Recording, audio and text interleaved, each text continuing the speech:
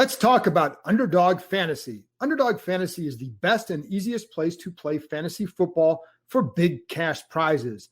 On Underdog Fantasy, you just draft. No need to worry about waivers, lineups, or injuries. Underdog handles it all for you. Go to UnderdogFantasy.com or download the app, draft a season-long best ball team, and that's it. No in-season management. They're going to give you $25 when you sign up so you can take a free shot at a $1 million grand prize in their fantasy football tournament.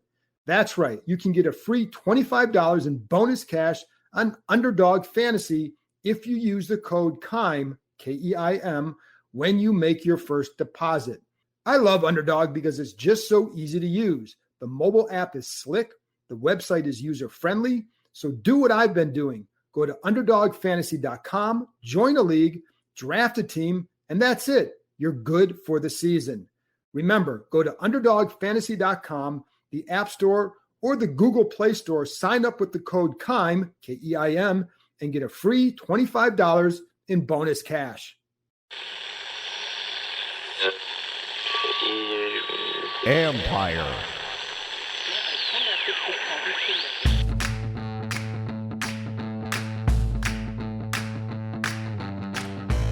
Hello and welcome to my podcast. Today we wrap up the 6th day of training camp and the first day in full pads. That always adds to the intensity. Check out the first week of Quick Daily Podcast to get caught up on training camp and measure a player's progress throughout the summer. Also, I'll have a story up Wednesday on ESPN.com on safety Landon Collins and his return to the field, so look for that. Now let's get to it. One little correction from my previous podcast, or maybe I should say maybe more of a not a correction, but it just kind of give you a better picture. I told you that Pete Hainer was working on the tight ends and the way they stepped in a drill and correcting that. What he was really doing is correcting how they pushed off, which foot they pushed off of. If they're going to the right, to make sure they pushed off on the left. And it was young guys who struggled with that. Anyway, now you know. For today, rookie tackle Sam Cosmi had a better showing and started in the one-on-ones when he faced Chase Young twice. I liked here how Cosmi used his hands, kept them tighter, was more aggressive with them. His base has always been pretty good. His feet have been pretty good, but he's going to need to continue doing that with his hands. I also thought that on one of the rushes, Young did something he too often did last year. He was even with the tackle. The coaches wanted to rush to his side, and here he was more head up and made it easier for Cosmi to block him. Great challenge for Cosmi. This time he responded well. In team drills, Cosmi held his own, though he most certainly would have allowed a sack to Young in a 2-minute drill situation. I'll get to that later. I don't go too far one way or another with a young player because it's all about progress. They're going to have some good days. They're going to have some bad days. Cosmi is facing two of the top ends in the game, so that's going to help his growth. Today was a better day. See how it is tomorrow. Again, like I said, feet are usually pretty good. Usually it comes down with him to his hands and the techniques up, in the upper body. One thing I've noticed about new left tackle Charles Leno Jr. is how proficient he is with his hands. Keeps them tight, often is able to control his guy because of it. Now he's going to lose out here and there to Sweat and Young, but he's lasted this long in part because of those hands. On one rush, his hands were excellent, but Sweat got around him in this one-on-one because it appeared that Leno stopped maybe moving his feet.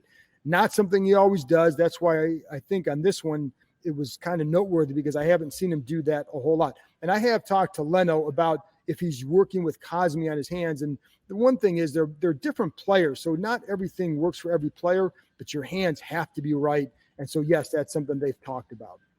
The linebackers, running backs, and tight ends worked on pass protection and blitz drills today. Taped a lot of it. Won't go over it all again until tonight, but in the few reps I watched, I liked how J.D. McKissick handled his man, Jared Norris. Now, we all know he's going to face better rushers than him. But what I liked is he was aggressive, but he didn't overattack. He raced up, got his hands and feet ready, kept him inside. When Norris he met Norris and kept him outside. Jarrett Patterson faced Cole Holcomb twice. And I have to say, I love how Patterson fights. You saw that in a 2-minute drill, the way he broke some tackles on a carry inside the 5. On this blitz pickup, he attacked Holcomb, meeting him at the line, but Holcomb tried to throw him aside. Patterson didn't allow it to happen. Now, he may have been called for holding. Wasn't perfect. It was more about want to. I think he's got to clean up that technique. At his size, it's going to be a detriment, just like it was for Chris Thompson. But Thompson eventually got better with it because he perfected his technique. I loved how powerful Kaliki Hudson was on his rushes. Met John Bates head on, tried to swat him inside. Close to a win for Hudson, more of a close to win for him than it was for Bates. On his next rush against Antonio Gibson, I think he stunned Gibson with his power and definitely drove him back. I thought Gibson could have met him a little bit harder. Gibson did work to stay in front of him, but Hudson would have forced pressure with that effort. Hey folks, would you like free tickets for the preseason game against the Baltimore Ravens? Well, you're in luck because our sponsor, Prosper Insurance, is giving a ticket to anyone who gets a home and auto quote with them. You don't even have to buy a policy to get the free ticket, although the savings will absolutely make you want to switch today. Finding the right insurance can be a pain, but Prosper makes the process easy, all while providing great service and advice. Their licensed advisors shop the market with top companies like Allstate, Nationwide, Progressive, Travelers, and more to find you the perfect coverage at a great rate, which is just a few of the many reasons why Prosper has over 1,000 five-star reviews on Google. You have nothing to lose. Simply visit prosper.insurance/KEIM to get your quote and a free ticket to the Baltimore preseason game on August 28th. That's prosper.insurance/KEIM, KEIM, no.com. Get ready to feel good about your insurance. I still don't like the inconsistency for Antonio Gandy Golden against press coverage. Too often it disrupts him. That was a knock on him in college, and while he's shown improvement this summer overall, it remains a challenge for him against better corners. Talked about Montez Sweat more than a few times, but I have to do it again. Like last summer, he looks really good. The thing I like about him this summer is the confidence that he's playing with, and I think that's indicative of hearing him talk trash more often. I don't remember him talking it much in the past, but you hear it from him all the time now. He's feeling really good about himself, and it's a hell no or anything like that you're going to hear from him after some plays because he knows that he's doing well. Playing with a lot of power, too, something he did last year and in his rookie year as well, making plays. There was one play in full teamwork where Sweat got in upfield against Leno, speed and power, forced the back to run much wider to the outside where John Bostic was waiting. Would have been a loss of 4 or 5 yards, and it was made by Sweat. Still don't see Troy Apke being able to handle corner the way Washington needs. If he makes it, it's because they just feel they need him on special teams, and he'd be a sixth corner. He needs more work there than I think he'll be able to get in camp.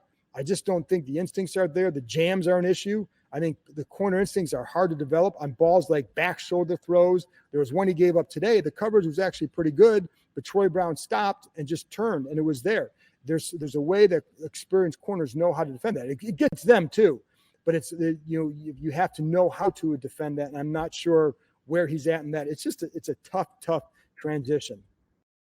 Ryan Fitzpatrick's experience showed in some 11-on-11 situations, especially when the defense started blitzing more.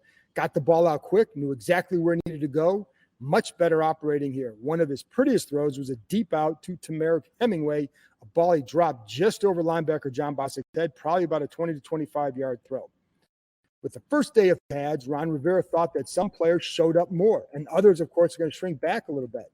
I will say I saw more receivers dropping passes today than in the first 5 days. Steven Sims dropped the ball over the middle, right to him, prompting defensive backs coach Chris Harris to shout, "Oh, yeah, that's a lot of noise in there, a lot of noise." De'Ami Brown dropped a couple passes, didn't do a whole lot early. In fact, early on, he really didn't do anything except for the drops. Had a better finish with a couple catches, including one on a slant. Shaka Toney jarred a ball loose from tight end Nick Gugamos, I think that's how you pronounce it, after a catch.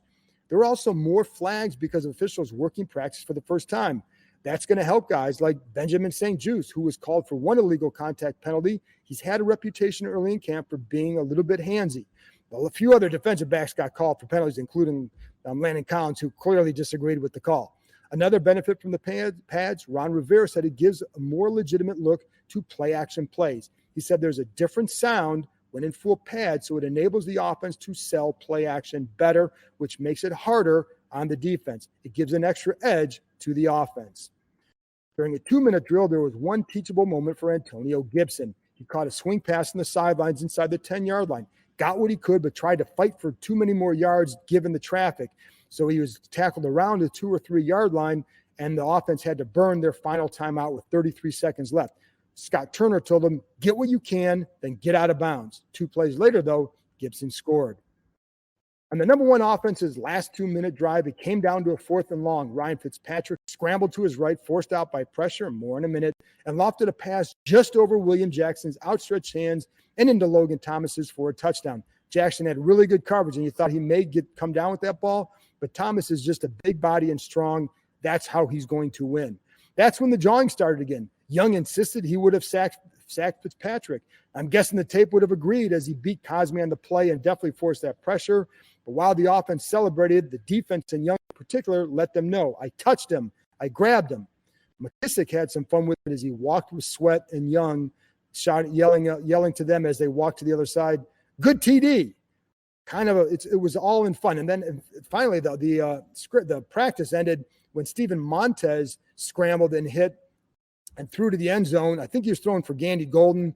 Danny Johnson was right there and picked it off, and the defense celebrated big time. Now, this is like the second or third team defense, and the entire defense, though, ran onto the field and mobbed Danny Johnson. They all hooped and hollered, and as they were walking off, the thing I liked is that you saw Young and Sweat kind of joking with some of the offensive players, and Sweat and Charles Leno, who go against each other every day a lot, those two were talking a lot about different things. Clearly, there's a respect and a rapport that is building there. Hey, this is Joel Corey from Inside the Cap. I know you're enjoying the John Keim Report, which gives you insider access to the Washington football team, everything you want to know, which is going on with the Washington football team.